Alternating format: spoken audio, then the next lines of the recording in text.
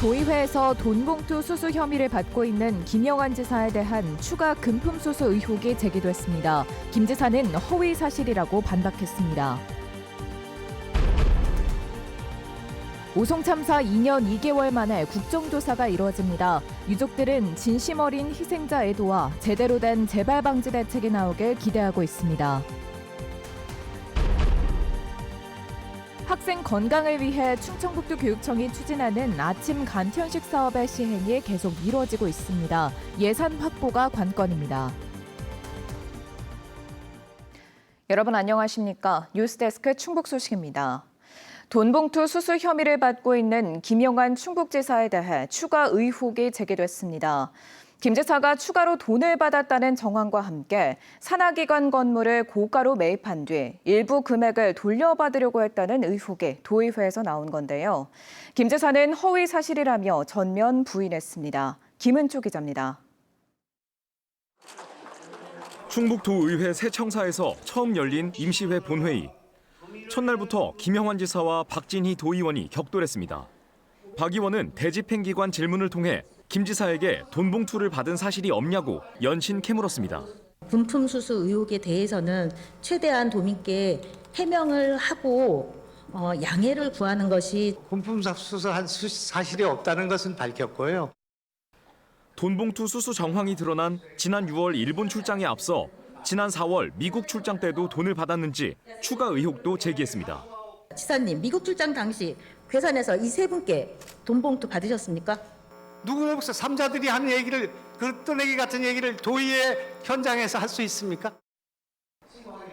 김 지사는 돈을 받은 적 없다며 모든 의혹을 부인했고 자신을 둘러싼 의혹과 수사는 정치 보복이라고 주장했습니다. 김 지사는 2018년 경기도지사 선거 당시 상대 후보였던 이재명 대통령에 대해 각종 의혹을 쏟아냈습니다. 2018년도 경기도지사 선거하고 관련 없습니까? 없습니까? 무슨 말씀을 하시는 겁니까? 돈 봉투가 왜 지난 경기도지사 선거랑 무슨 관련이 지금 있습니까? 일어나는 일들이 정치 보복이 아니라고 말할 수 있냐 그런 말입니다. 박 의원은 도 산하기관들의 건물 매입에 관해서도 김 지사가 사적 이득을 취하려고 한 의혹이 있다고 폭로했습니다. 매입 협상 과정에서 충청북도가 웃돈을 주고 건물을 구입한 뒤 일부 환급을 요구한 정황이 있다고 말했습니다. 허위 계약서와 환급을 받는 얘기입니다. 실제 거래는 290억이지만 매수자 측에서 320억 원으로 계약서를 쓰고 그 차액만큼 30억 원을 환급 받기를 요구해서 결국은 거래가 성사되지 않았다는 내용입니다. 김 지사는 법에 허용된 범위를 넘어선 의혹 제기라며 반발했습니다. 이런 녹취를 그 본인들의 동의 없이 하는 것이 개인정보 유출에 관련된 정보통신망법에 위반되는 거 알고 계십니까? 협박하지 마시고요, 도지사님. 치열한 공방이 벌어진 가운데 김 지사에게 돈 봉투를 건넨 혐의를 받는 윤현우 체육회장이 소란을 피우다 퇴장당해 정회 사태가 빚어지기도 했습니다. 난 억울해서 왔습니다. 저 발언권 좀 주세요. 가만히 있으세요. 저도 도민입니다. 김 지사는 모든 의혹을 부인하며 박 의원에 대해 허위사실 유포와 통신비밀보호법 위반 등의 혐의로 법적 조치할 것이라고 밝혔습니다. MBC 뉴스 김은초입니다. 충북 참여자치시민연대가 도립 파크골프장 운영 예산을 전액 삭감하라고 요구했습니다. 이들은 오늘 성명을 통해 충청북도가 근거 조례도 마련하지 않고 도립 파크골프장 운영 예산안을 도의회에 제출한 것은 도민 혈세를 근거와 규정도 없이 사용하겠다는 것이라고 비판했습니다. 그러면서 근거도 없는 예산안이 제출될 수 있었던 것은 그동안 문제가 되더라도 도의 뜻대로 통과되어 왔기 때문이라면서 도의회가 감시와 견제라는 본연의 기능에 충실한지 되돌아봐야 한다고 꼬집었습니다. 오송 참사가 일어난 지 2년 2개월 만에 국회 차원의 국정조사가 본격적으로 시작됐습니다. 오랜 기다림 만큼이나 진상규명과 책임자 처벌에 대한 유족들의 바람도 커졌는데요. 무엇보다 희생자들을 진심으로 애도하고 제대로 된 재발 방지 대책을 세울 수 있는 계기가 되길 바라고 있습니다. 전효정 기자가 보도합니다. 참사 발생 774일 만에 오송 참사 국정조사 계획서가 국회 본회의를 통과한 순간 유족과 시민대책위 관계자들은 고개 숙여 감사의 뜻을 전했습니다. 유족들은 그동안 국정조사를 요구하며 국회의원 전원에게 친필 엽서를 보내고 서명운동과 기자회견을 반복해 왔습니다. 참사의 진상이 아직 명확하게 드러나지 않았고 처벌도 제대로 이뤄지지 못했다고 생각한 만큼 간절함도 컸습니다. 마지막으로 기댈 수 있는 부분이 이제 국회밖에 없다고 판단을 들어서 그분들한테 좀 부탁을 드리는 상황입니다. 국회 행정안전위원회는 오는 10일 기관 보고를 시작으로 현장 조사와 청문회 등을 거쳐 25일 최종 보고서를 채택할 예정입니다. 기존 감찰과 수사는 제방 붕괴와 지하차도 침수 현상 자체에 치중됐다면 국정조사는 참사의 원인과 전후 대처, 구조적인 시스템에 집중될 예정입니다. 김영환 지사와 이범석 시장 등 채택된 증인만 58명이고 13개 기관에 요청한 자료만 2,000건에 육박합니다. 구체적으로 어느 원인에서부터 정말 가장 큰 원인은 무엇인지 좀 거짓 없이 좀 밝혀졌으면 좋겠고요. 그에 따른 책임을 누가 져야 되는지에 대한 규명도 확실하게 좀. 정부 부처와 자치단체 최고 책임자들에 대한 책임 소재는 물론 충북도지사를 기소하지 않은 검찰 수사를 두고 치열한 공방이 예상됩니다. 자치단체장들의 역할들이 저는 거의 없었기 때문에 이 사태가 참사가 벌어졌다라고 판단을 합니다. 컨트롤 타워로서 어떤 역할을 했는지가 제대로 밝혀져야. 앞서 중대재해 전문가들은 민간 조사기구인 시민진상조사위를 꾸려 보고서를 발표했지만 강제 조사권이 없어 한계에 부닥쳤습니다. 국회에서 그간 공개되지 않은 내부 자료와 수사 기록들을 공개해 구조적인 문제점을 찾을 수 있을 거란 기대도 적지 않습니다. 수사 자료의 대부분의 이제 재발 방지 대책이라든가 사건에 대한 실체들은 아마 담겨져 있을 텐데 국정조사를 통해서 일반인들이나 피해자분들이 공유할 수 있는 내용들이 좀 알려졌으면. 여전히 참사 트라우마를 겪고 있는 생존자와 유족에 대한 지원도 기대됩니다. 피해 직접 당사자들이거든요. 트라우마 치료가 필요한데 단지 그 치료비를 지원해준다는 명목하에 자신들은 이제 손을 떼고 있거든요. 굉장히 행정편의 위주로. 유가족과 생존자 그리고 시민대책위는 이번 국정조사가 형식적인 절차에 그치지 않고 14명의 희생자를 위한 진정한 애도이자 같은 비극을 막을 수 있는 중요한 계기가 되길 간절히 바라고 있습니다. MBC 뉴스 전희정입니다. 오송 참사 당시 제방 관리를 소홀히 했다는 이유로 국내 첫 중대 시민재해 혐의로 기소된 이상래 전 행복청장의 중대재해처벌법에 대한 위헌 법률 심판 재청을 신청했습니다. 이 전 청장 측은 지난달 20일 청주지방법원 형사 22부에 해당 법률에 대한 위헌 여부 판단을 요청한 것으로 전해졌습니다. 이 전 청장 측은 지난 6월 공판에서 처벌 위주의 중대재해처벌법은 오히려 재해를 양산할 수도 있다며 위헌 가능성을 언급하기도 했습니다. 한편 법원이 위헌 심판 재청을 받아들이면 헌법재판소 판단이 나올 때까지 해당 재판은 중지됩니다. 음성의 한 공립유치원에서 급식조리 실무사로 일하다 폐암으로 숨진 고 이영미 씨가 순직 인정을 받았습니다. 급식조리사가 순직 인정을 받은 건 이번이 처음으로 윤건영 교육감은 오는 8일부터 닷새 동안 추모 기간을 운영하고 급식시설과 환기설비 개선을 통해 안전한 근무 환경을 조성하겠다고 약속했습니다. 앞서 교육공무직 노조는 국회에서 기자회견을 열어 개인의 불운으로만 치부되던 죽음을 바로잡은 의미 있는 결정이라며 재발 방지 대책 마련을 촉구했습니다. 학생들의 건강을 위해 간편한 아침 식사를 제공하겠다면서 충북교육청이 지난해부터 아침 간편식 시범 사업을 시작했는데요. 다만 막대한 예산이 들어가다 보니 모든 학교로 전면 확대는 하지 못하고 있습니다. 교육청이 대상을 조금 늘려 2차 시범 사업에 들어갔는데 취지를 살리면서 예산을 아낄 수 있는 방법을 찾고 있습니다. 신병관 기자입니다. 청주의 한 중학교입니다.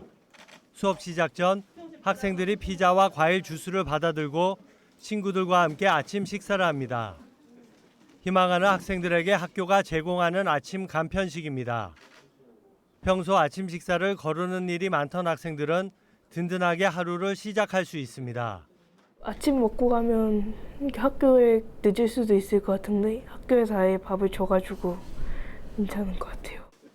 충북교육청이 아침 간편식 1차 시범 운영에 이어 이번 학기부터 2차 시범 운영에 들어갔습니다. 대상 학생은 1차 때 9개 학교 900여 명에서 2차 때 11개 학교 1,100여 명으로 소폭 느는 데 그쳤습니다. 1차 시범 운영에서 만족도가 높았지만 학교에 담당자를 지정하고 별도의 공간을 마련해야 하다 보니 신청을 꺼리는 경우가 적지 않습니다. 담당자도 지정이 돼야 되고 별도의 공간도 구성이 돼야 되다 보니까 학교 여건에 따라서 신청이 가능한 학교들만 하다 보니까 참여율이 생각보다 그렇게 많지는 않았던 것으로 보입니다. 1차 시범 운영이 끝나고 전면 확대로 이어지지 못한 데는 예산 문제도 큽니다. 도내 전체 학교로 확대할 경우 학생 20%만 신청해도 200억 원 이상이 필요합니다. 1차 시범 운영에 7억여 원, 2차 시범 운영에서도 비슷한 예산만이 투입될 예정입니다. 충북교육청은 다른 사업 예산을 조정해서라도 아침 간편식은 계속 제공하겠다는 입장입니다. 확보 방안을 강구하도록 하겠습니다. 다만 이 사업이 꼭 필요하기 때문에 여러 가지 사업을 잘 조율해서 적정한 수준의 예산 확보를 위해서 최선을 다하겠습니다. 2차 시범 운영에서는 스포츠나 환경활동을 위해 일찍 등교하는 학생들에게 아침 식사를 제공하는 등 다양한 시도를 하게 됩니다. 운영의 효율성을 찾아보겠다는 취지입니다. 전면 확대가 되면 예산을 분담하기로 한 지자체들의 재정 여건도 녹록하지 않은 상황. 충북교육청은 예산 확보와 함께 재정 여건을 고려한 실시 방안을 찾기 위해 안간힘을 쓰고 있습니다. MBC 뉴스 신병관입니다. 오늘 새벽 1시 40분쯤 영동군 황간면의 한 2층짜리 단독주택에서 불이 나 1시간여 만에 꺼졌습니다. 이 불로 집안에 있던 80대 부부가 연기를 마셔 병원으로 옮겨져 치료를 받았고 주택 내부와 집기류 등이 불에 타 소방서 추산 1,400만 원의 재산 피해가 발생했습니다. 경찰과 소방당국은 주방 옆에 있는 방에서 불이 시작된 것으로 보고 정확한 화재 원인을 조사하고 있습니다. 오늘 낮 3시 50분쯤 청주시 사창동 일대에 대규모 정전 사태가 발생했습니다. 이 사고로 청주시 사직동과 사창동, 복명동 일대 900여 가구에 길게는 20분 가까이 전기 공급이 중단돼 주민들이 불편을 겪었습니다. 한국전력공사 충북본부는 전기를 공급하는 과정에서 어떤 문제가 발생한 것으로 보고 정확한 원인을 조사하고 있다고 밝혔습니다. 7년에 걸쳐 고객 돈을 빼돌린 은행원에 집행유예를 선고받았습니다. 청주지방법원 형사 3단독 지윤섭 부장판사는 업무상 횡령과 사문서 위조 등의 혐의로 기소된 40대 은행원에게 징역 1년에 집행유예 2년을 선고했습니다. 재판부는 금융기관 직원이 고객 돈을 횡령해 비난 가능성이 크지만 피해액을 모두 변제한 점 등을 고려했다고 판시했습니다. 이 직원은 고객 도장을 미리 찍어둔 출금전표로 돈을 인출하는 방식으로 2015년 11월부터 21차례에 걸쳐 고객 4명의 예탁금 1억 3천만 원을 빼돌리다 재판에 넘겨졌습니다. 제52회 한국방송대상에 MBC 충북이 2관왕에 올랐습니다. 한국방송협회는 MBC 충북의 인생 네컷을 지역교양TV 작품상, 지역생존 프로젝트 우리 고향 안녕하십니까를 사회공익라디오 부문 작품상에 각각 선정하고 오늘 방송의 날을 기념해 시상했습니다.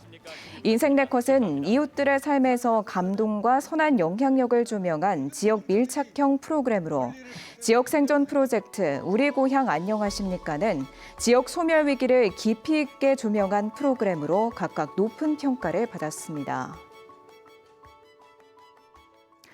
세계 최대 규모의 공예 축제인 청주 공예 비엔날레가 내일부터 60일 동안 문화제조창과 청주시 일원에서 펼쳐집니다.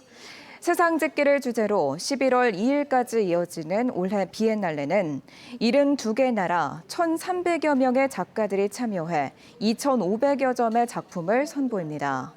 특히 이번 비엔날레에는 현대자동차의 신규 프로젝트 현대 트랜스 로컬 시리즈와 영국 맨체스터 휘트워스 미술관과의 공동 기획전이 펼쳐지고 성파 스님의 100m 대형 한지 작품을 선보이는 등 다양한 특별전도 마련됩니다.